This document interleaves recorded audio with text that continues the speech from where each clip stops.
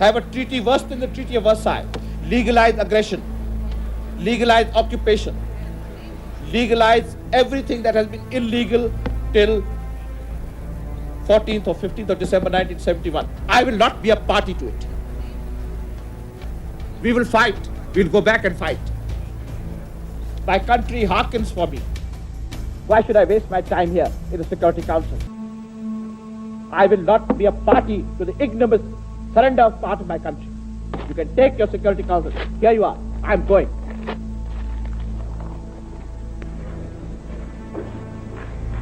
I thank the Deputy Foreign Prime Minister and Foreign Minister of Pakistan for his. Bhutto صاحب جو ہیں وہ ہم سب جانتے ہیں کہ ان کا جو ہے بڑا چائنا کے قریب وہ تھے اور ان کی جو آئیڈیالوجی تھی that was much nearer to socialism. تو وہ ہم اس کو دیکھتے ہیں کہ وہ سوشلزم کے قریب تھے. ان کی جو سوچ تھی ایک وہ بھی امریکہ کو ضرور خطرہ ہوگا کہ بھٹو صاحب کی جو یہ سوچ ہے یہ کہیں ان کو پرو سوویت یونین نہ کر دے رادر دین کیپٹلزم کی طرف. سوویت افغان جنگ کے عروج کے دنوں میں اس وقت کے ڈپٹی ڈائریکٹر CIA اور موجودہ ڈیفنس سیکرٹری رابرٹ گیٹس نے اس بات کا اعتراف کیا ہے کہ اسلامی بریگیڈ کی امداد کے لیے افغانستان میں سوویت مداخلت اور قبضے میں امریکہ کی خفیہ ایجنسی CIA براہ راست ملوث تھی. اس طرح CIA کے توسط سے پاکستانی انٹیلیجنس ایجنسی ISI بھی مجاہدین کی تربیت اور بھرتیوں میں معاون رہی. 1982 سے 1992 تک 10 سال کے عرصے میں 43 اسلامی ممالک سے 35,000 مسلمانوں کو افغان جہاد میں لڑنے کے لیے بھرتی کیا گیا اور پاکستان میں مذہبی مدرسوں کو بھی امریکی حمایت کے ساتھ سعودی فلاحی اداروں کی طرف سے امداد لی گئی تاکہ اسلامی اقدار کو اجاگر کر کے مسلمانوں کے دلوں کو پختہ کیا جا سکے. اس طرح مسلمان مجاہدین نے امریکہ، سعودی عرب، UAE اور دیگر عرب ممالک کے باہمی اشتراک سے سوویت یونین کو پسپائی پر مجبور کر دیا. اس بارے میں ہم نے بات کی سعودی اخبار اردو نیوز کے چیف ایڈیٹر طارق مشکس سے. No, Mujahideen, it was not only governments, it was the people. All the Muslim countries, all the Muslim people supported the Mujahideen because they were defending their country against, an occupation. So it was a public movement, you can say. Now, if Americans or political powers use this for their own benefit, this happened. And of course, Americans supported Mujahideen because they thought this will help them to use these Mujahideen as foot soldiers against the Soviets. In the beginning, it was, an all public support for this jihad.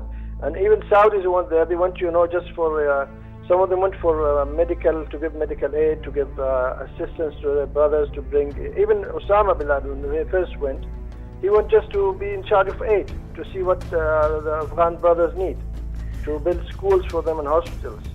That was the first aim. Now after that, it turned into something different. So what made him change something different to him? Well, I can't speak of that, but I don't know, maybe he was pushed to that by the Americans or something like this, but and maybe other elements that came to him, like Zawahiri. I think Zawahiri is the main man behind the change in this bin Laden character. 14 April 1988 Afghanistan اور پاکستان کے درمیان Geneva معاہدہ طے پایا. اس معاہدے کا ضامن روس اور امریکہ ٹھہرے. اس معاہدے کے تحت فروری 1989 میں روسی افواج کا انخلاء شروع ہوا. روسی افواج کے انخلاء کے وقت افغانستان میں ڈاکٹر نجیب اللہ کی حکومت قائم تھی. سوویت یونین کی افواج کے انخلاء کے بعد امریکہ نے بھی پاکستان میں 25 لاکھ افغان مہاجرین کو بے سر و سامانی کی حالت میں چھوڑ دیا اور پاکستان کو بھی خیر بات کہہ دیا. اور نجیب اللہ کی حکومت کو ہٹانے کے لیے مجاہدین جنگجوؤں نے شورش جاری رکھا. 1991 میں سوویت یونین کے عالمی سامراج مخالف محاذ سے پسپائی کے بعد 18 اپریل 1992 کو نجیب اللہ کی حکومت ختم ہو گئی. ڈاکٹر نجیب اللہ نے UNO کے آفس کابل میں پناہ لی. کابل میں مذہبی شدت پسندوں کے مختلف دھڑوں نے کابل پر قبضے کے لیے خون کی ہولی کھیلنی شروع کر دی اور اس طرح افغانستان خانہ جنگی تباہی و بربادی کی منہ بولتی تصویر بن کر رہ گیا۔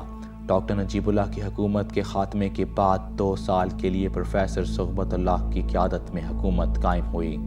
ان کے بعد 4 ماہ کے لیے پروفیسر برہان الدین ربانی حکمران رہے۔ اس کے بعد تقریباً 1 سال کے لیے گرینڈ کونسل جرگہ کے سرکردہ اور معزز شخصیات نے عبوری انتظامی ڈھانچہ تشکیل دیا اور انتخابات ملتوی کر دیے۔ 28 جون 1992 کو مجددین نے پروفیسر ربانی کے سامنے ہتھیار ڈال دیے اور پروفیسر ربانی صدر منتخب ہو گئے۔ اگست 1992 میں ربانی اور گلبدین حکمتیار کے جنگجوؤں کے درمیان زبردست لڑائی ہوئی۔ چنانچہ 1993 تک کابل میں جنگی وبال جاری رہا اور افغانستان میں انسانیت کا خون بہتا رہا۔ مارچ 1993 اسلام آباد معاہدے کے تحت گلبدین حکمتیار کو افغانستان کا وزیر اعظم نامزد کر دیا گیا۔ جنگجوؤں سے اسلحہ اور ہتھیار واپس لینے کے لیے جلال آباد معاہدہ کیا گیا، مگر اس معاہدے پر پوری طرح عمل درآمد نہ ہو سکا۔ 1993 میں حکمتیار کی حزب اسلامی نے شیعہ حزب وحدت کے ملیشیا کے رہنما پروفیسر رسول سیاف سے اتحاد کر کے برہان الدین ربانی محمد احمد شاہ مسعود کی جنگجوؤں کے درمیان لڑائی کا سلسلہ جاری رکھا، مگر سیاف جنگجوؤں کی وفاداری ازبک لیڈر رشید دوستم کے ساتھ رہیں۔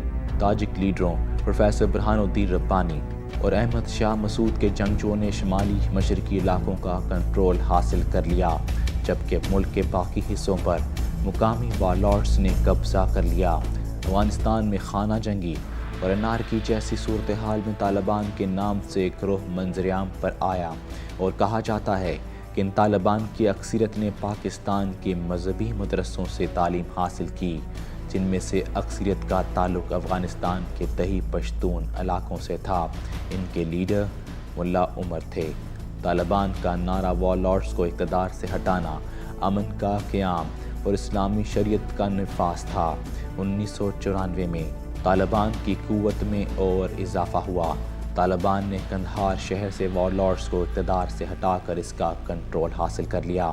ستمبر 1995 کو طالبان نے صوبہ ہرات اور افغانستان کے 34 صوبوں میں سے 12 کا کنٹرول حاصل کر لیا اور بالآخر ستمبر 1996 میں ماسوائے شمالی مشرقی صوبہ بدخشاں، جہاں طالبان مخالف جنگجوؤں کا قبضہ تھا، طالبان نے افغانستان کے 97% حصے بشمول کابل پر کنٹرول کرنے کا دعویٰ کیا۔